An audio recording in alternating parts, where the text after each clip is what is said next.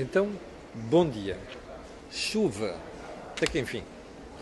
Olhe, pena que seja de curta duração. Duas coisas. Primeiro, regozijar-me com uma coisa fantástica para Portugal. Que é para não dizer só que eu falo mal e o diabo 4. Felizmente não tem nada a ver com o governo isto. Nem com este, nem de esquerda, nem com a direita. Está a ver isto aqui? É o campo de golfe de West Cliffs, que se situa ali no oeste, na Praia del Rei, acima de Peniche. O West Cliffs foi considerado o melhor campo de golfe do mundo. Percebeu bem? Do mundo. Pelos World Golf Awards. Não é um galardão qualquer. E isto não é publicidade à Praia del Rei, nem aos Marriotts que lá estão, nem nada. Isto é um facto. E já não é a primeira vez. Portugal acaba por receber o galardão para o melhor campo de golfe do mundo. Kudos. Bom, só te podemos congratular porque não é todos os dias que nós temos estas distinções, ainda para mais objeto daquilo que é o esforço que a iniciativa privada faz em Portugal. Segundo ponto. A doutora Maria do Céu Machado, presidente do Infarmed, na entrevista que deu ontem, que nós falámos aqui, dizia uma coisa que me escapou ontem. E eu vou recordar. A uma certa altura da conversa, dizia assim: espanta-me que a Câmara de Lisboa não tenha problema em perder o Infarmed. Se calhar o Infarmed não é importante para a Câmara de Lisboa.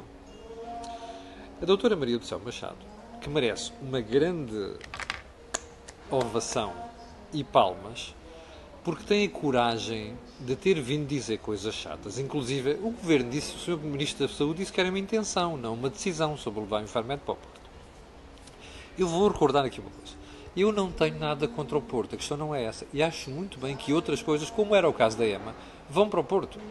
O que eu tenho contra é a forma como isto foi feito. Isto são mentiras sobre mentiras. Não contaram ao Presidente da República. Disseram que isto andava a ser estudado há muito tempo. Não estava nada. Não comunicaram aos trabalhadores. Não ouviram os trabalhadores. Foi tudo feito em cima do joelho, a correr. O que só prova uma coisa: este governo perdeu o norte. Totalmente. Portanto, é contra isto que eu estou. Bom, mas dizia eu, a doutora Maria do Céu Machado diz isto. E o que é que o doutor Fernando Medina manda dizer, que deve ter ficado muito incomodado com isto? A autarquia continua a trabalhar para reforçar o papel de Lisboa como capital global, capaz de acolher investimentos e empregos altamente qualificados. E dá outros exemplos, o Web Summit, ou então aquele Digital Hub da Mercedes. Lembra-se que nós fizemos aqui entrevista ao responsável pelo Digital Hub, portanto foi aqui na Cor do Dinheiro. Bom, o Dr. Fernando Medina é uma pessoa muito esperta e está a confundir alhos com bugalhos. O que está aqui em causa não é novos investimentos. O que está em causa, e o Dr. Fernando Medina sabe isto muito bem, é a forma como isto foi feito. É óbvio que não lhe dá jeito de pronunciar sobre isto. Olha, António Costa foi patrão dele na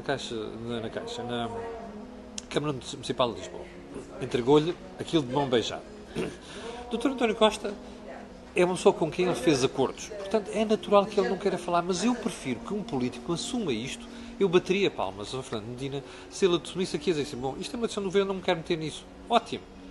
Não concordaria, mas aceitava isso. Agora, este tipo de desculpa não faz mais que sentido. Terceiro ponto, antes da ordem do dia, que eu hei de voltar um dia destes. O pão vai subir em 2018.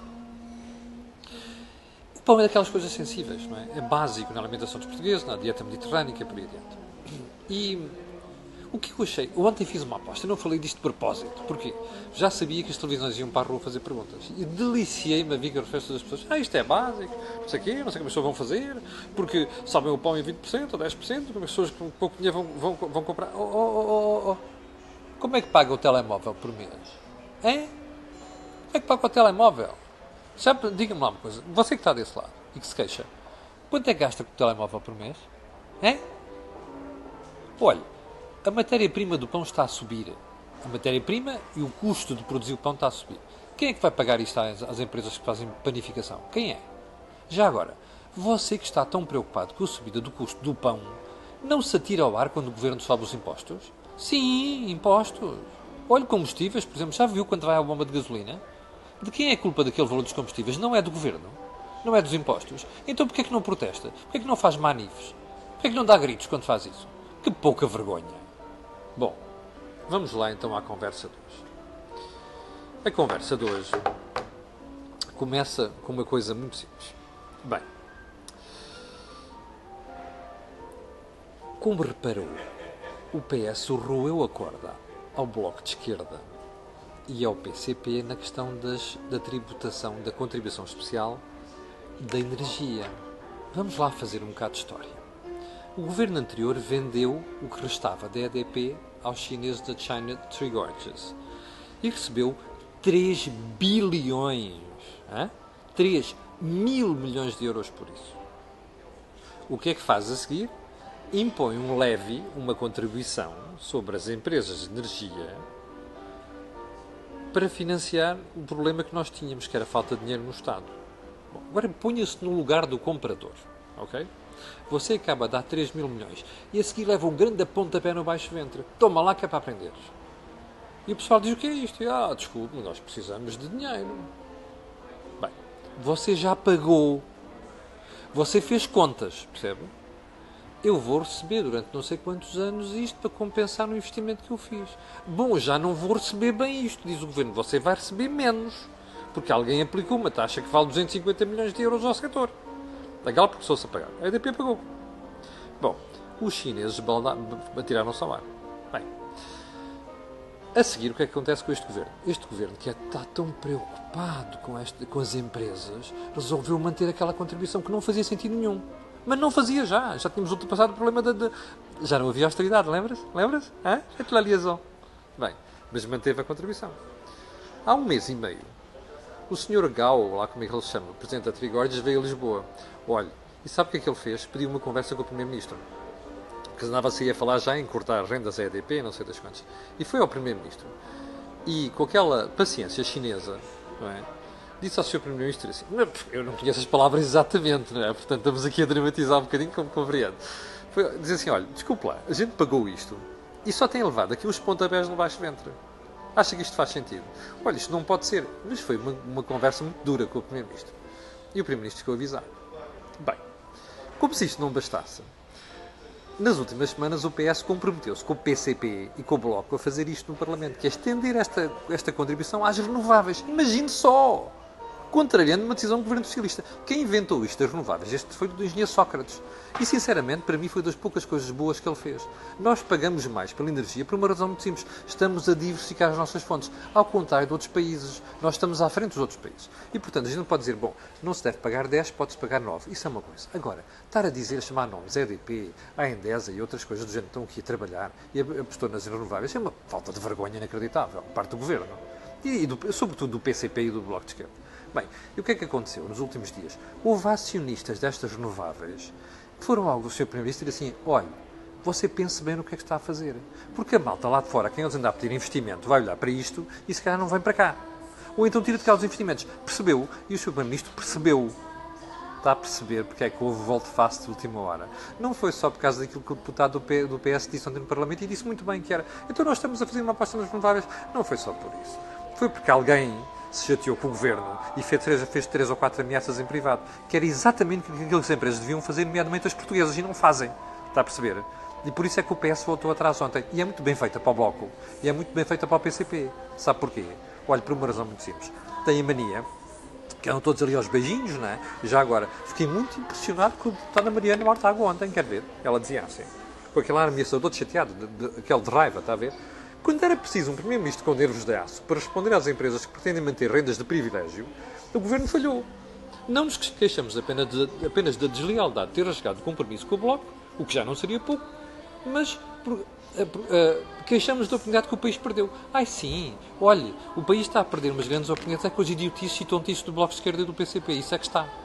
Já agora, é assim, menina Mariana Morta, se a senhora ficou tão chateada ontem com o que o Governo fez e o PS fez, porquê é que não chumbou o orçamento?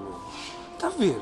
É assim, quando a gente quer fazer peitaça, a gente põe os punhos à frente e pumba, está a ver? Agora, umas ameaças aqui, isso não faz sentido nenhum. É um disparate total, acho eu.